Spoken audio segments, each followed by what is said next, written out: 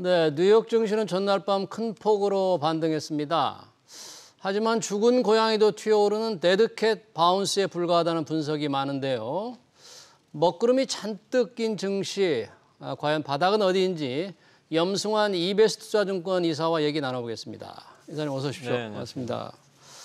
어제 뉴욕 증시가 모처럼 크게 올라서 우리 증시도 좀 튈 줄 알았는데 증시 상당히 좀 안 좋습니다. 어제 뉴욕 시장 반등은 뭐 혹시 추세 전환 그런 조짐 같은 거 좀 보였습니까? 그런 건 아니었습니까? 뭐 그런 건 아니었어요. 아니었어요? 사실 이제 뭐 아직은 그냥 자율 반등 정도로 보는 게 맞는 것 같고, 예. 그러니까 미국 증시가 오늘 새벽에 올랐던 거는 일단 첫 번째가 이제 그 농산물 가격이 좀 많이 떨어졌더라고요. 국제 뭐 밀 가격이라든가 이런 것들이 그동안 좀 이제 물가에 악영향을 줬는데 예. 어쨌든 오늘은 좀 빠졌습니다. 그래서 예. 물가 둔화 우려, 아니 둔화 이제 기대감, 네. 이게 좀 작용을 했고, 또 테슬라 CEO가 이제 머스크가 수요가, 그러니까 이 전기차 수요 괜찮다 그러면서 괜찮다. 예, 테슬라가 얼마 전에 또 전기차 가격도 올렸거든요.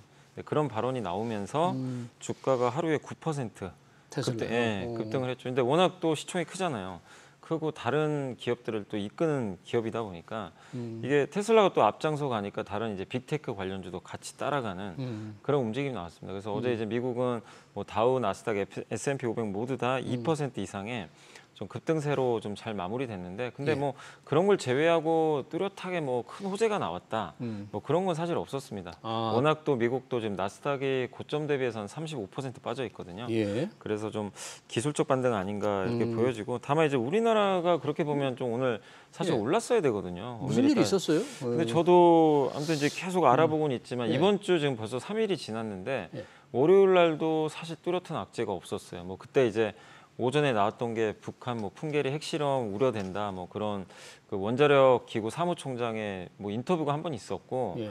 또 거기다 삼성전자 서버 이제 그 반도체 예. 이게 주문이 축소됐다, 뭐 이런 얘기도 일부 좀 돌았던 것 같고요. 네. 그리고 반대매매 얘기가 계속 나오더라고요. 이제 반대매매. 오늘 코스닥이 특히 많이 빠졌는데, 예. 그 개인 투자들의 신용 잔고가 신용. 아직 한 20조 이상 좀 되거든요. 근데 네. 그게 결국엔 이제 증시가 안 좋아지면 청산될 가능성이 청산돼야 높죠. 되니까. 그래서 그런 좀 수급적인 부담, 또 기관 투자들도 펀드 운영하는 그 펀드 매니저들도 원칙이 있잖아요. 몇 % 손해를 보면 기계적으로 이제 손절매 들어가야 되는데, 네. 그런 좀 한계점들이 좀 나오는 것 같아요. 근데 네.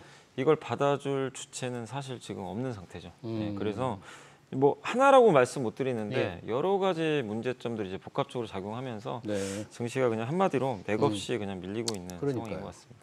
삼성전자가 왜 58층이라는 말이 있잖아요. 네. 58,000원이 이게 깨지면서 워낙 크게 떨어지니까 이 시청자들, 투자자들의 마음이 안 좋을 텐데 네. 사실 뉴욕 증시는 그동안 쭉 떨어졌잖아요. 아까 나스닥이 35%가량 최고가 대비 빠졌다고 네. 하는데 지금 뭐 바닥에 접근했다 또는 바닥이 보인다 이렇게 말하기는 좀 어려운 상황이에요.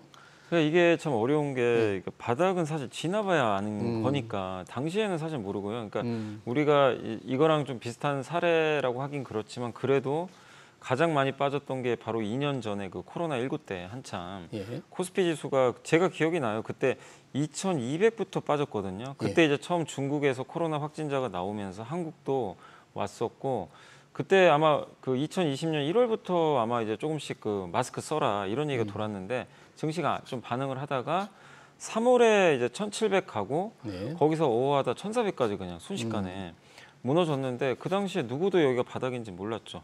뭐 1700이 바닥입니다, 1600입니다. 1400 그때 찍었을 땐 1100 얘기도 나왔었어요. 사실은. 근데 이제 결국 지금 생각해보면 1400이 바닥이었잖아요. 그러니까 지금도 바닥이 어딘지는 모르고 이렇게 빠질 때 보면요. 공포에 휩싸이다 보니까 빠질 때도 더 많이 빠지고 오를 때도 이제 흔히 오버슈팅이라고 그러죠. 사람들이 흥분하는 추격 매수. 작년 1월에 아마 이제 그때 삼성전자 96,000원 갔던 것도 사실은 이제 위로 오버슈팅이 좀 나왔던 거죠. 그러니까 올라갈 땐 더 올라가고 내려갈 땐 더 빠지는데 지금이 더 빠진 구간인지 아닌지는 사실 지나봐야 알지만 그냥 그래서 우리가 흔히 하는 말로 이제 밸류에이션 얘기를 많이 하잖아요. 뭐 PER이 몇 배냐. PER이냐. 근데 이것도 뭐 물론 이제 이익이나 그런 거에 따라 앞으로 달라지지만 그래도 과거 평균과 비교해 봤을 때 우리나라 PER이 한 10.2배 정도가 평균치예요.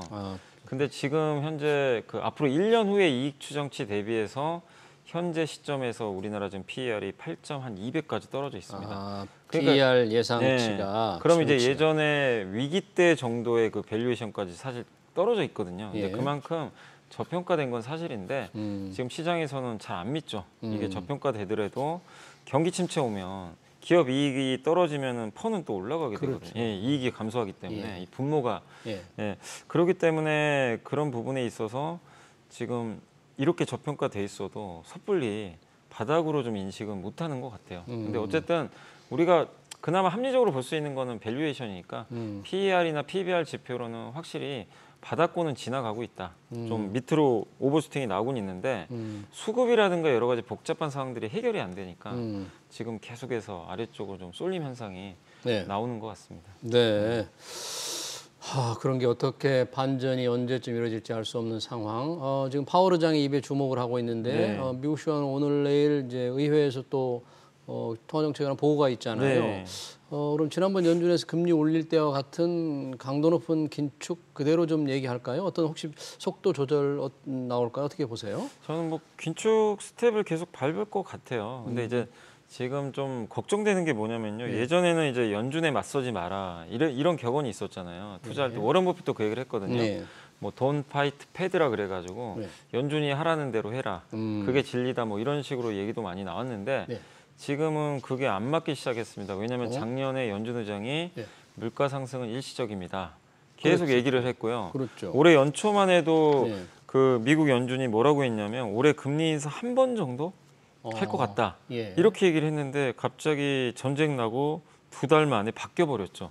매회 금리 인상. 예. 이젠 그것도 모자라서 자이언트 자이언트 스텝까지. 스텝으로. 근데 이건 연준 의장이 했던 얘기랑 다 반대로 지금 가고 있거든요. 예. 그러니까 이번에 청문회에서도 연준 의장이 발언을 하겠죠. 의식을 하면서 좀 물가 잡기 위해서 최선의 노력을 하겠다.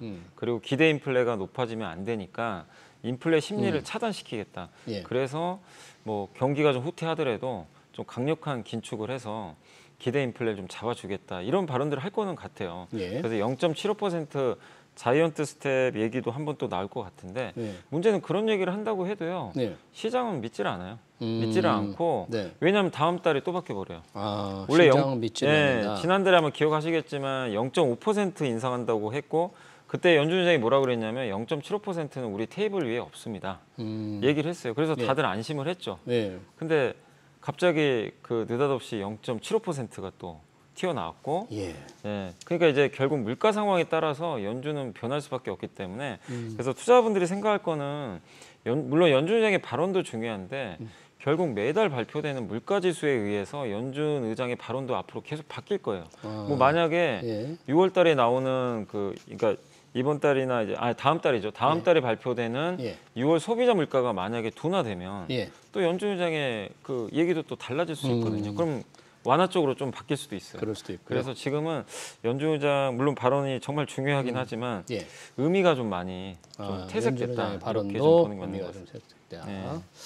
지금 일부에서 우리 삼성전자 주가 빠지는 것도 결국은 글로벌 경제 침체 우려 때문인데 특히 미국 경제가 이제 침체에 빠진 거다. 뭐 이런 경제학자들은 많이 이렇게 경고를 한다는데 우리 염이사께서 보시기에는 그렇게 그 정도 상황으로 보십니까? 지금 이미 주가만 봐서는 그런 것 같아요. 주가가 맞는 거 아니냐 이렇게 많이들 말씀하시니까. 예.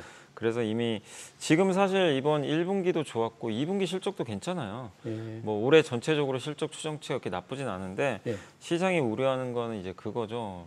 반도체 진짜 겨울이 와가지고 수요가 이렇게 감소를 하게 되면 지금 믿었던 마지막 보루가 서버거든요. 예. 근데 PC 모바일은 꺾인 거 아마 다들 알고 계실 거예요. 실제 뭐 데이터도 그렇게 나와 있으니까. 네. 왜냐면 뭐 지금 중국 상해시가 봉쇄령 내려지면서 스마트폰 수요도 많이 줄어들었고. 근데 이건 이제 다 알려졌죠. 그래서 뭐 삼성전자가 올해 1월부터 계속 빠졌거든요. 그때 이제 8만 원부터 7만 원, 이제 6만 원 후반까지 빠졌던 게 이제 그런 이슈들 때문인데. 네. 그리고 지금 5만 전자까지 이렇게 내려온 이유는 현실화된 건 아닌데 네. 이렇게 경기 침체돼서 사람들이 지갑을 닫아버리면 예. 결국엔 하반기에는 IT 제품 수요는 더 줄 거고 아. 또 이렇게 되면은 미국의 빅테크 뭐 아마존이나 아니면 구글이나 페이스북이 결국엔 데이터 센터 투자도 줄이면 어떡하나 이 우려가 있는 것 같아요. 왜냐면 지금 이제 비용이 많이 드니까요. 예.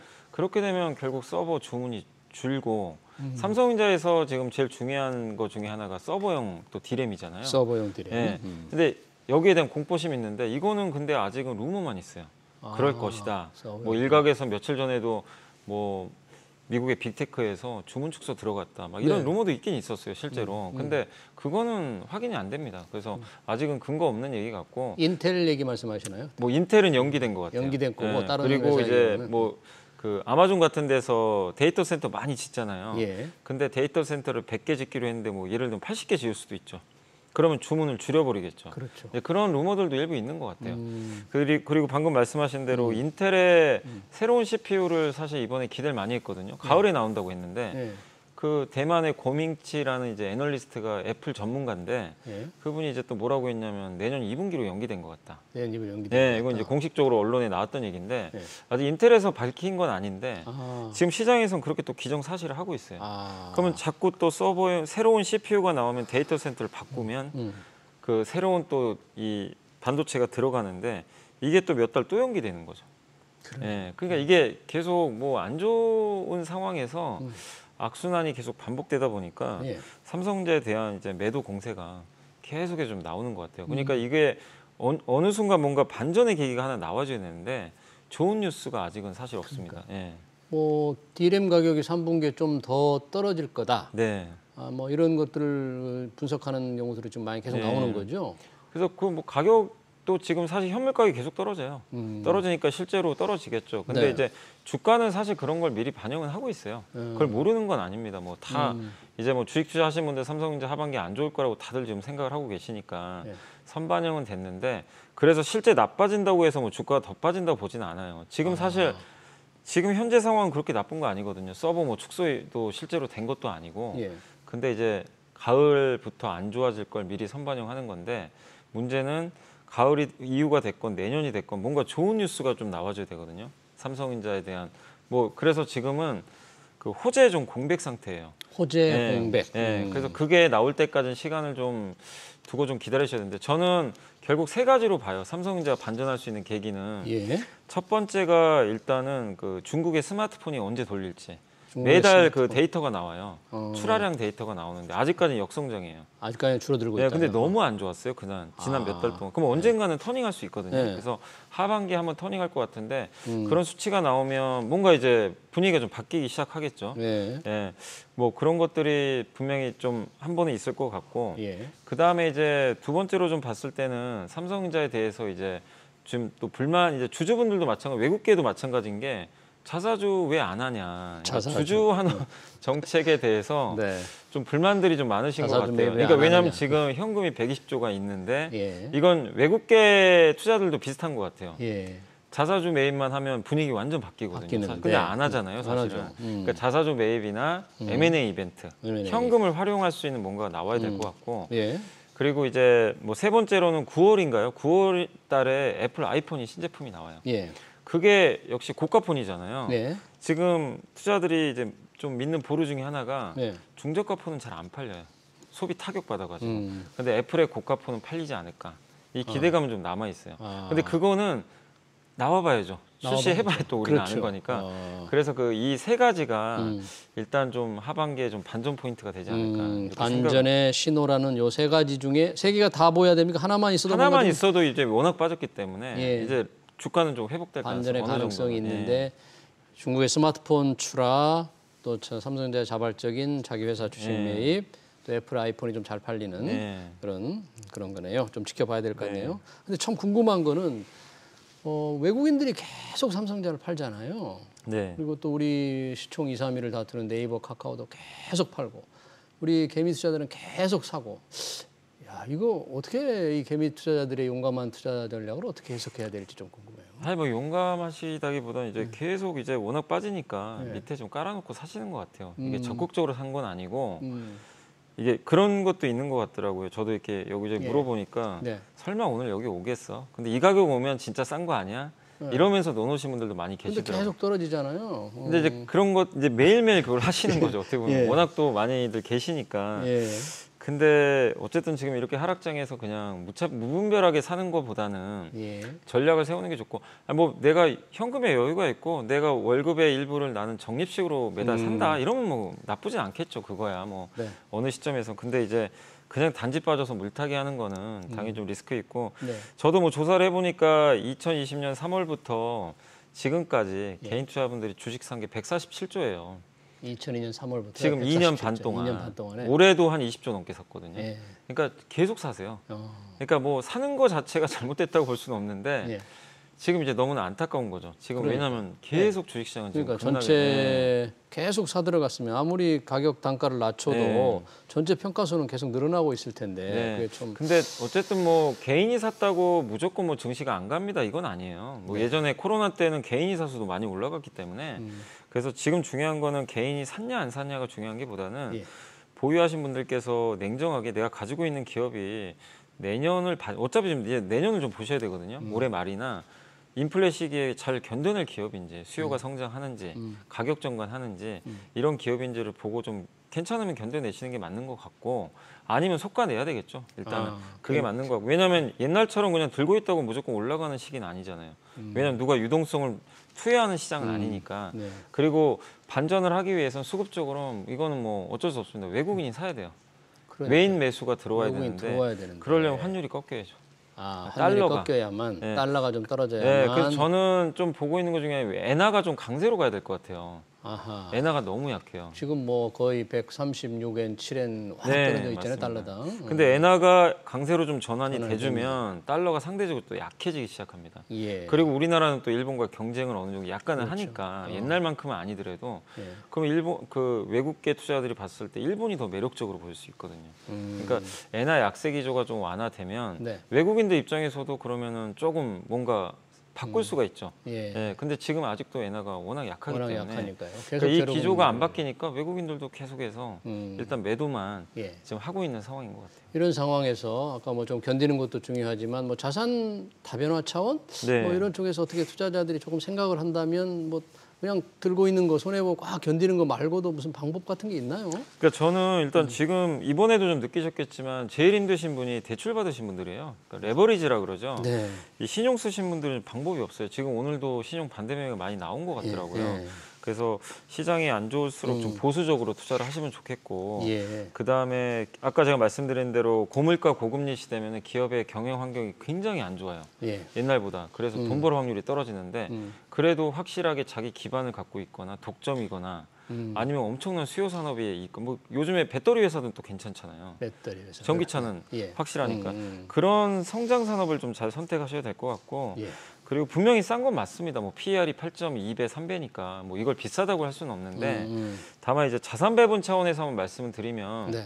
그 채권도 일부 투자하시는 것도 괜찮은 것 같아요. 좀 현금에 여유가 있는 분들이 무조건 예. 주식보다도 예. 왜냐하면 지금 채권 금리가 워낙 올라갔기 때문에 금리 오르면 채권 가격이 많이 떨어지잖아요. 예. 그럼 나중에 또 이게 상황이 바뀌면 채권 수익도 내겠지만 지금 한국전력 그 3년 만기 채권 금리가 4%까지 올라갔다고 하더라고요. 안전한 채권인데요. 지금 아마 이게 증권사 가보시면 사고 싶어도 못 사실 거야. 물량이 없어가지고. 물량이 없어가지고. 아니 왜냐하면 한전이 망할 회사는 아닌데 그렇죠. 안전하죠. 1년 전에 금리가 1.7%밖에 안 됐어요. 그게 지금 4%가 4%나 된다. 이거죠. 계속 발행을 하니까. 사고 싶어도 예. 근데 없다. 근데 이제 뭐 한전채를 꼭 하시라는 게 아니라 국채 금리도 3%가 넘었거든요. 그래서 일부 약간 자산 배분 차원에서도 그 채권 투자 우량한 그런 것도 한번 고민해 보시는 것도 지금 좀 괜찮을 것 같습니다. 알겠습니다. 고물가 고금리 시대의 투자 전략 잘 들었습니다. 지금까지 염승환 EBS 투자증권 이사였습니다. 이사님 고맙습니다. 네, 감사합니다. 네.